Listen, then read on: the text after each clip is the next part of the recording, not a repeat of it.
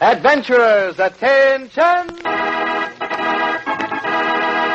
Fall in for Adventure Parade!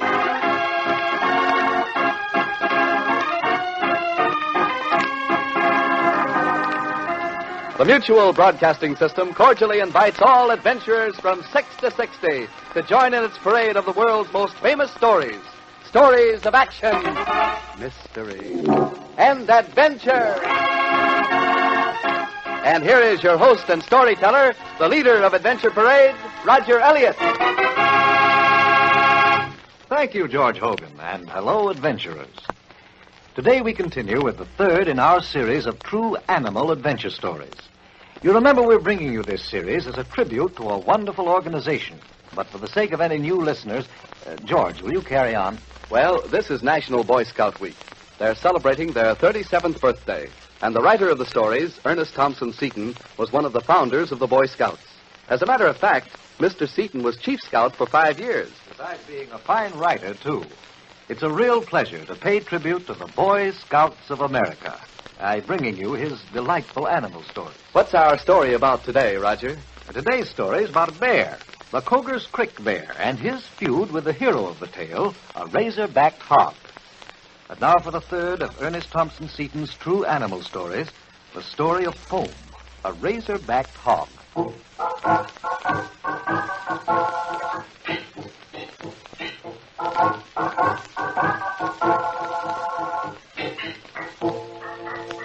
His mother was just an ordinary razor-backed hog in the woods of South Virginia. Long-legged and long-snouted, strong in shoulder, hard and tight in flanks, and equipped with sharp white tusks that were enough to inspire terror in any dog that dared to try her. She roamed in the glades by Prunty's farm during summer, and when winter food was scarce, she knew a half-hearted allegiance to the Prunty barnyard. There one morning, a brood of cowering, pink-nosed piglets crowded against her, looking suspiciously at the world outside. Among them was one staunch rollicker, who got his name because the sight of danger brought his bristles up, so he chopped his little fox-like jaws till they foamed, and therefore he was named Foamy Chops, or Foam.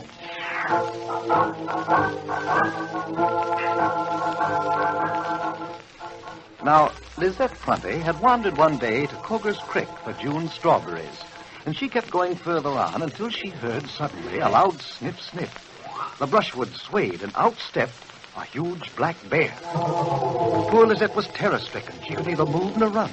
She simply stood and gazed, and so did the bear, snarling a little. Then the tall grass parted again, and the old razor-backed mother and her lively brood pushed out. The black monster dropped on all fours and charged the mother and her brood. The fierce war grunts of the mother might have struck terror into any but the bear, for the razorback had mighty jaws and sturdy legs. She had backed into a protecting bush, making only a head-on attack possible, and the bear growled menacingly as he walked this way and that, with the mother's champing jaws aimed however he went. Then he began a short charge and stopped. The mother made her mistake. She charged, ripped his arm, and bit his paw. But he was on her, stunning her with a terrible blow and raking her sides. He gripped her in a fierce embrace that robbed her of fighting breath. And as they closed, Lizette turned and fled for home. Lizette flew to her father and told him what was happening at Coger's Creek, and they started out together with dog and gun. But turkey buzzards were sailing over the place as they drew near. They found the old razorback dead, and her limp brood scattered along the creek bank. Lizette began to cry, but suddenly the dog broke into a tirade at something far under the bushes. And there, bravely facing him, stood a little red-headed piglet, chopping with his tiny jaws until the foam flew. Poor little Foamy Chops. He was so hungry, so forlorn, and his nose was so sore where the bear had scratched him. He didn't even know that Lizette was his friend, and he champed his little jaws defiantly when she put him in a box beside the kitchen stove. She washed his wounded nose while he crouched in dull, motionless despair. Then she brought him a warm bottle, and he could no more help sucking than any baby could. When the bottle was empty, he slept the long, sweet sleep he so much needed.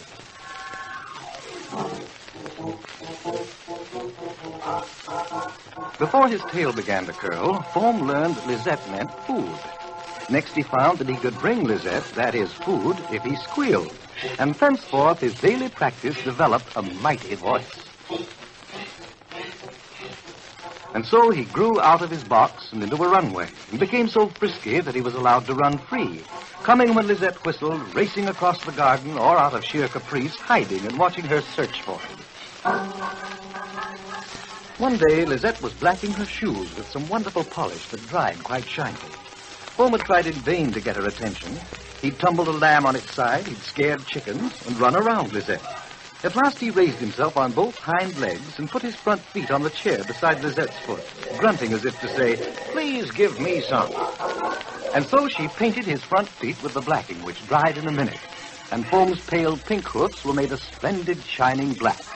The operation had been pleasantly ticklesome, and Foam blinked his eyes but didn't move till it was over. Then he gravely smelled his right foot and his left foot and grunted again. Thereafter, whenever Lisette got out the brush and blacking, Foam was there to sniff the queer smell and offer his feet for treatment.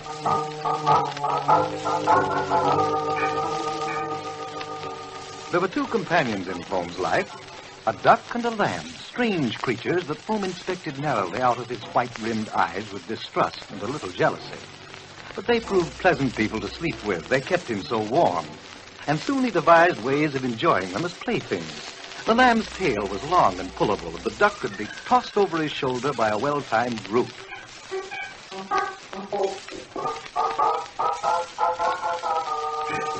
Now, there are rogues among elephants, idlers among beavers, mangy man-eaters among tigers, and there are outlaws among bears.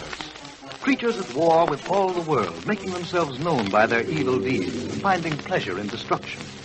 The Coger's Creek Bear was one of these.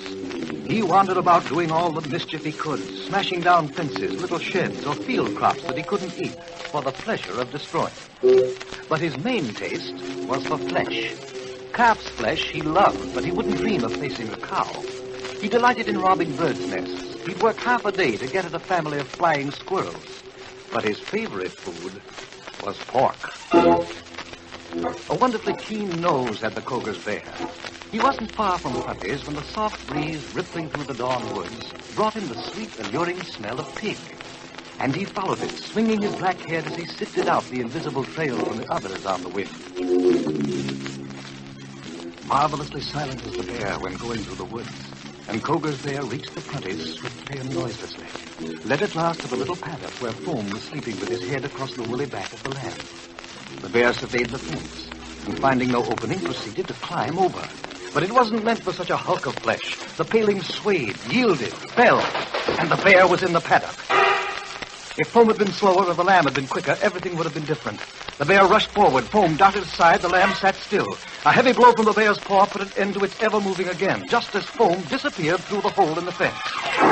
The noise had roused the household. Prunty went out with his gun and dogs, with Lisette whistling for Foam. They found the body of the lamb far back on the trail, but of Foam there was no trace. Lisette's playmate was gone. The razorback who played round her like a puppy who weighed 150 pounds. But he was really reviving the wild ways of his ancestors, long lost in sodden prison pens. Foam had gone back to the woods.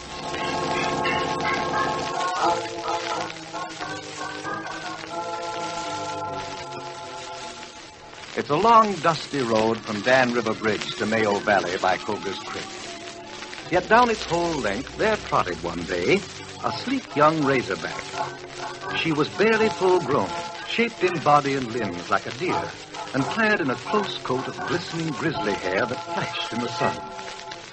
Down the long pike she trotted, swinging her sensitive nose, cocking her ears this way and that, making a careful smell study of posts that edged her trail.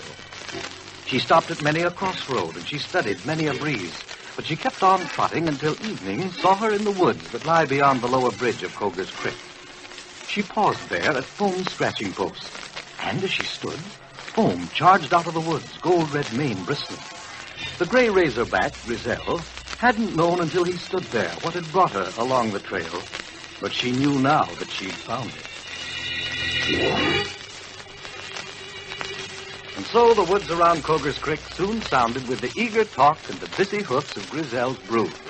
And the smallest, little Runty, failing to follow closely one day, fell to the Coger's Creek Bear, so that the bear took to following the family at a safe distance. It was on one such day that Foam heard a high-pitched squeal of terror in the bushes to one side, and his eyes turned green with rage. He lunged through the bushes. There, black and fierce, was a bear standing half out in the open. Foam faced him fiercely, and behind and beside Foam was a smaller razorback, Griselle. The others of the brood were hidden in the near thicket of alders. The bear strode in a circle toward them, but Foam swung round, so they stood and faced each other. There was just a little curl of snarl upon the scabby nose of the Cougar Creek bear, and the hog, high standing on his wide-braced legs, made big about a standing mane on his crested back, his snout held low, his twinkling eyes alert, his great tusks gleaming, and his jaws going chop-chop till the foam that gave him his baby name was flecked on the massive jowl. The bear made the charge, and Foam darted out. Thud, thud, thud went the huge paws, and deep, short gasps of effort came. The blows staggered but didn't down Foam, and his white knives flashed with upward slash the stroke that seeked the vitals. They reeled apart. The hog was bruised, but the bear had half a dozen bleeding rips. Again they closed, and the bear flung all his bulk on Foam, trying to throw him by his weight. But Foam was stout and ripped at the soggy belly till the bear flinched, curled, and shrank in pain. Again they faced and closed. The bear sprang on Foam's back, heaving down with all his might. Slash went those long, ivory knives, but Foam was going down. And then another struck the bear. Griselle was on him with all her force. The bear lurched back. She seized his hinder paw and crunched. Foam heaved the monster from his back and turned and slashed and tore. So the bear went down at last with two like demons tearing, rending, carving. He clutched a standing branch, but they dragged him down and knived and heaved until the dull screams died. All movement ceased, and the Cougar's bear was a bloody, muddy mass.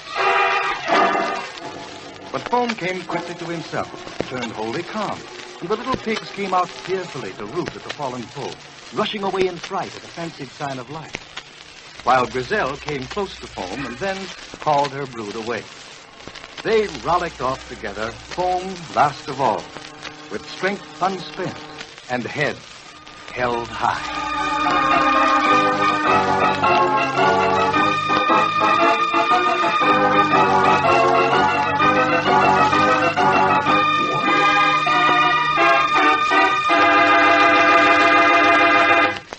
And so ends the third of our true adventure tales by Ernest Thompson Seton, famous naturalist, writer, and grand old man of the Boy Scouts of America. I keep wanting the stories to go on, Roger. You know, I'd like to know what Foam does next. Well, I guess that's the best test of a good story, George.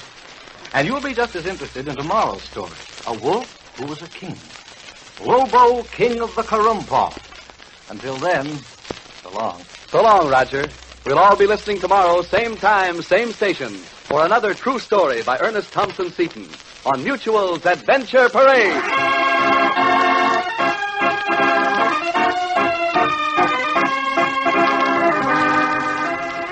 Roger Elliott leads the Adventure Parade at this same time over many of these Mutual stations every weekday afternoon, Monday through Friday. Be sure to listen for the world's most famous stories of action, mystery, and adventure on Adventure Parade.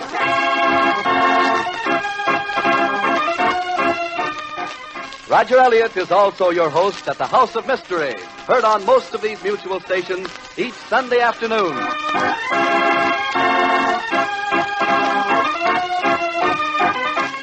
Adventure Parade is produced and directed by Robert and Jessica Maxwell. Music is composed and played by John Gart. Ernest Thompson Seton's story for today is adapted for Adventure Parade by Anne Lawrence.